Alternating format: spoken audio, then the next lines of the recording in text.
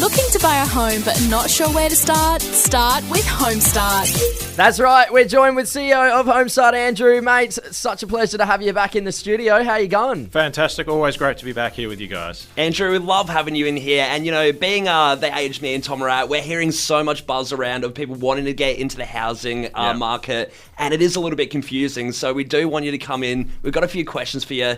We feel like you can do the job, so help us out. Fantastic. Love getting the questions. All right, let's get into it. The first question from the Fresh Fam is, do I need to have parental contributions or parents as a guarantor to choose Homestart? Yeah, so everyone's heard about the whole banker mum and dad. Yes. And the thing about Homestart is we can replace the banker mum and dad. So you don't need a parental guarantee. And that's because Homestart offers home loans with a low deposit. So our graduate home loan has a 2% deposit. You don't need a family member or a parent to guarantee you on that as well. And I think that's really important to also remember that unlike other lenders where you are receiving a parental guarantee or you're using the banker mum and dad, you're not paying lender's mortgage insurance with Homestart as well. So there's thousands of dollars of savings in upfront costs for you too. Got this one here, Andrew. Is there a right time to use Homestart, or should I wait a few more years until I've saved a bit more?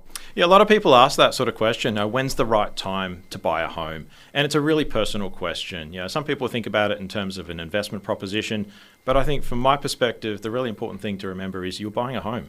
So the right time is when it's right for you. So when are you stable and you've got your finances in order, you know what your future might look like, that's really the right time to buy a home. I think if you try and wait a few years and try and time the market, we don't know what's going to happen in the future.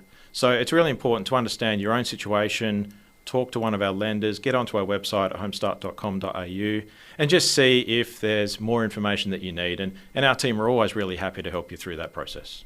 Amazing. And to wrap things up, our last question from the Fresh Fam is, if we access a first home owner's grant, will that affect what we can or can't do with Homestart?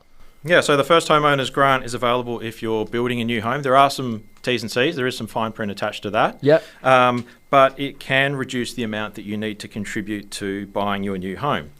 You can get onto the Revenue SA website to find out more about the eligibility criteria around the first homeowner's grant. You don't have to go through Homestart to get access to the first homeowner's grant.